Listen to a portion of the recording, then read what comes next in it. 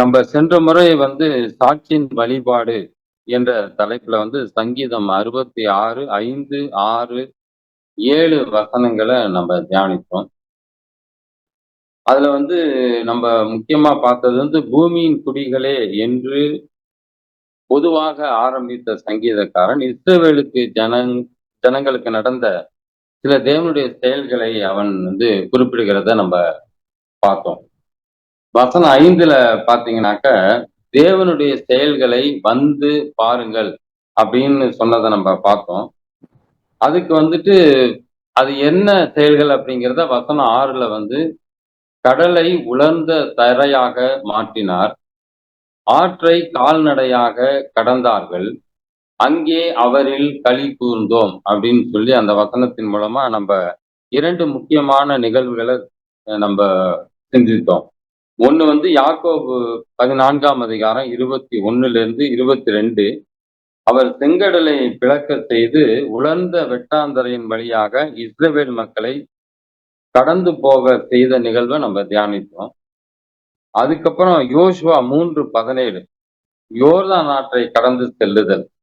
வெள்ளம் வருகின்ற காலத்துல எப்படி உலர்ந்த தரையின் வழியாக நடந்து போவது போல இஸ்ரவேல் மக்களை அவர் நடந்து போக செய்தார், அந்த ஆற்றை கடந்து செல்ல செய்தார் என்பதை நம்ம பார்த்தோம்.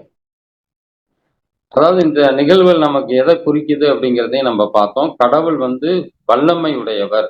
அதாவது கடல் மிக பெரியது, அதை பிளந்து அவர் வழியை ஏற்படுத்துகிறார். வெள்ளம் புரண்டு வரும் யோர்தான் நதியில அந்த தண்ணீர்கள் குவியலாக நிற்க செய்து அவர் வழியை ஏற்படுத்துகிறார். இப்ப இதுல கடவுளின் வல்லமையை மட்டும் இல்ல, அவர் இஸ்ரவேல் ஜனங்கள் மீது வைத்திருந்த அன்பின் வெளிப்பாடையும் நம்ம இங்க பார்க்கிறோம். அதாவது இந்த வல்லமையினாலும் இந்த அன்பினாலையும் இஸ்ரவேல் மக்கள் அனைவரும் ஒரு தேசமா பிராமிஸ்டு லேண்டுக்குள்ளாக அவர்கள் பிரவேசிக்கிறார்கள்.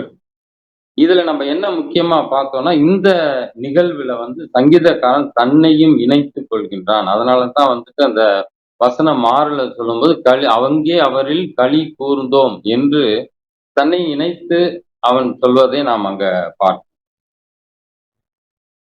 அதாவது கடவுளுடைய வல்லமை இருக்கிறது, அவருடைய கண்கள் ஜாதிகளின் மேல் நோக்கமாய் இருக்கிறது, அவருடைய அன்பு நிலைத்திருக்கிறது. அந்த அளவிற்கு நம்மால் அன்பு காட்ட முடியுமா அப்படின்னு நம்ம சிந்தித்தோம். அந்த அளவுக்கு நம்மளால அன்பு காட்ட முடியாட்டிலும் நம்முடைய துதித்தலையும் நம்ம முழு இருதயத்தோடும் கடவுளை தொழுது கொள்வதிலும் நாம் நிலைத்திருக்க வேண்டும் என்று நம்ம சென்ற முறை பார்த்தோம்.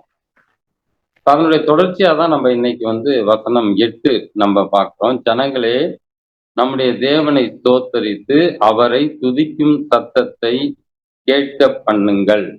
Bless our God, O peoples, let the sound of his praise be heard.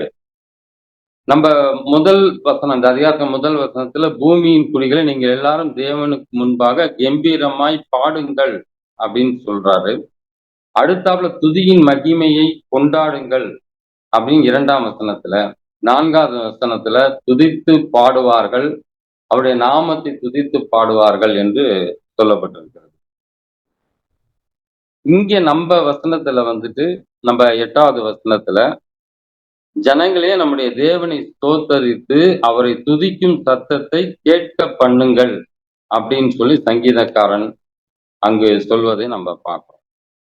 அதாவது அவருடைய வல்லமை, அவருடைய அன்பு, இது 2ஐயும் நாம் உணர்ந்திருந்தோம் என்று சொன்னால், அந்த உணர்வு நம்மை தேவனை ஸ்தோத்தரிக்கவும் அவரை துதிக்கும் சத்தத்தை கேட்க பண்ணவும் செய்யும் என்பதைத்தான் இந்த வசனத்திலே சங்கீதக்காரன் வலியுறுத்தி சொல்வதை நம்ம பார்க்கிறோம்.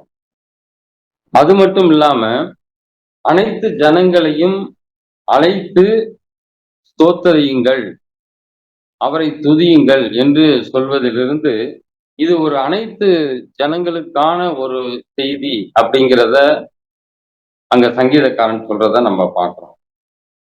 எப்படின்னு பார்த்தோம்னா, எகிப்தோட அடிமைத்தனத்திலிருந்து விடுபட்ட காலத்துக்கும் சங்கீதக்காரன் எழுதிய இந்த காலத்துக்கும் கிட்டத்தட்ட சுமார் 500 ஆண்டுகள் இடைவெளி இருக்கிறதா நமக்கு வரலாற்று ஆசிரியர்கள் சொல்றாங்க. அப்ப இது ஏதோ ஒரு காலகட்டத்துல நடந்த நிகழ்வு அல்ல. அல்லது ஒரு கால இடைவெளியில நம்ம மறைந்து போகக்கூடிய செயல் அல்ல அப்படிங்கிறதையும், இது நமக்கு கடவுளின் வல்லமையையும், அவருடைய அனாதி அன்பையும் எப்பொழுதும் தெரிவிக்கின்ற வரலாற்று நிகழ்வு அப்படிங்கிற புரிதலோட இந்த வசனத்த பார்க்க வேண்டியிருக்கு. அதனால தான் நாம் தேவனை ஸ்தோத்தரித்து அவரை துதிக்கும் சத்தத்தை கேட்க பண்ணுங்கள் என்று அங்கு அவர் சங்கீதக்காரன் குறிப்பிடுகிறார். இது ஒரு கட்டளை போல சொல்லப்பட்டிருக்கு. நம்ம கடவுளை வணங்கும்போது, அவருடைய செயல்களை சொல்லி துதித்து, அந்த துதித்தல் சத்தமானது அனைவருக்கும் இந்த அற்புதத்தின் செய்தியை தெரிவிக்கின்ற விதத்தில் இருக்க வேண்டும் என்பதைத்தான் இந்த வசனத்தின் மூலமாக அந்த துதிக்கின்ற சத்தத்தை கேட்க பண்ணுங்கள் என்று சங்கீதக்காரன் குறிப்பிடுகிறார். நம்ம இதுக்கு ரெஃபரன்ஸ் பார்த்தோம் அப்படின்னு சொன்னாக்கா, உபாகமம் 32:43ல அவருடைய ஜனங்களோடே கூட களி கூறுங்கள். அவர் தமது ஊழியக்காரரின் இரத்தத்திற்கு பழிவாங்கி, தம்முடைய சத்துருக்களுக்கு பதில் அளித்து, தமது தேசத்தின் மேலும், தமது ஜனங்களின் மேலும் கிருபை உள்ளவரானார். மோசேயும் யோசுவாவும் இந்த பாட்டின் வார்த்தைகளை எல்லாம் ஜனங்கள் கேட்கத்தக்கதாக சொன்னார்கள் அப்படிங்கிறத அந்த உபாகமம் 32:43ல பார்க்கிறோம். இன்னொரு ரெஃபரன்ஸ் பார்த்தோம்னா எரேமியா தீர்க்கதரிசி 33:11 வசனம்.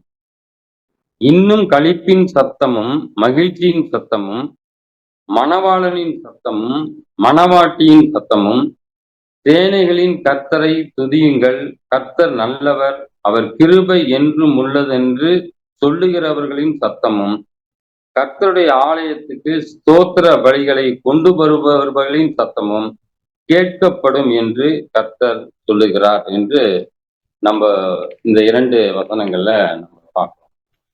அதுல என்ன தெரிஞ்சுக்கிறோம் அப்படின்னு சொன்னா, அவருடைய வல்லமையையும் இரக்கத்தையும் நாம் உணர்ந்து விசுவாசித்திருப்போம் என்று சொன்னால், நம்மால் அறிக்கையிட்டு துதிக்காமல் நம்மால் இருக்க முடியாது என்பதைத்தான் நாம் இங்கு பார்க்கிறோம். வசனம் 9ல பார்க்கிற பொழுது, அவர் நம்முடைய கால்களை தள்ளாட ஒட்டாமல் நம்முடைய ஆத்துமாவை உயிரோடே வைக்கிறார். இது பார்க்கிறப்ப எவ்வளவு பெரிய ஆபத்துகள் அந்த இஸ்ரவேல் ஜனங்களுக்கு வந்துச்சு அப்படிங்கிறத பார்த்தோம். பார்வோன் இஸ்ரவேல் ஜனங்களை துரத்திக்கிட்டு வரும் பொழுது கிட்டத்தட்ட அது மரண தருவாய் தான். ஆனா கடவுள் தன்னுடைய வல்லமையினால அவருடைய கால்களை தள்ளாட விடாம அவர்கள் அழிவிலிருந்து காப்பாற்றி அவர் உயிரோடே வைக்கிறார் அப்படிங்கிறத பார்த்தோம். அப்போ அப்படிப்பட்ட தேவனை நாம் கொண்டிருக்கிறோம் என்பதைத்தான் அறிந்திருக்க வேண்டும். நம் கால்களை தள்ளாட விடாத தேவனை நாம் கொண்டிருக்கின்றோம். நம்முடைய ஆத்துமாவை என்ன சோதனை வந்தாலும் உயிரோடு வைப்பதற்கு, காப்பாற்றுவதற்கு வல்லமையுள்ள தேவனை நாம் கொண்டிருக்கின்றோம் என்பதைத்தான் இந்த வசனங்கள் நமக்கு மிக தெளிவாக நமக்கு சொல்லுகிறது. அப்படிப்பட்ட உணர்வு பூர்வமான ஒரு வொர்ஷிப் நம்மகிட்ட இருக்கணும். அப்படி இருக்கின்ற பொழுதுதான் உள்ளத்தின் ஆழத்திலிருந்து வரும் பொழுது நாம் தேவனை துதிக்கும் சத்தம் கேட்க பண்ணுகிற சத்தமாக இருக்கும் என்று சங்கீதக்காரன் நமக்கு மிக தெளிவாக இந்த 2 வசனங்களை நம்முடைய வொர்ஷிப் அப்படிப்பட்டதாக இருக்க வேண்டும். நம் கால்களை தள்ளாட விடாதவர் நம் பக்கம் இருக்கின்றார். நம் ஆத்துமாவை உயிரோடே வைக்கிறவர் நம் பக்கம் இருக்கின்றார். அப்படிப்பட்டவரை நாம் துதித்தலுடனும் ஸ்தோத்திரத்துடனும் நாம் அவரை துதிக்கும் சத்தத்தை நாம் கேட்க பண்ண வேண்டும் என்ற அப்படிப்பட்ட ஒரு நமக்கு வொர்ஷிப்பை கடவுள் நமக்கு தந்து ஆசீர்வதிப்பார். நாம் ஜெபம் பண்ணுவோம். எங்கள் அன்பு நிறைந்த பரம தந்தையே, உம்முடைய வார்த்தைகள் மூலமாக நீர் கொடுத்த சத்தியத்திற்காக நாங்கள் நன்றி செலுத்துகிறோம் அப்பா. உம்முடைய வல்லமை, உம்முடைய அன்பு, இது அளவிடப்பட முடியாத ஒன்று என்பதை நாங்கள் பார்க்கின்றோம்.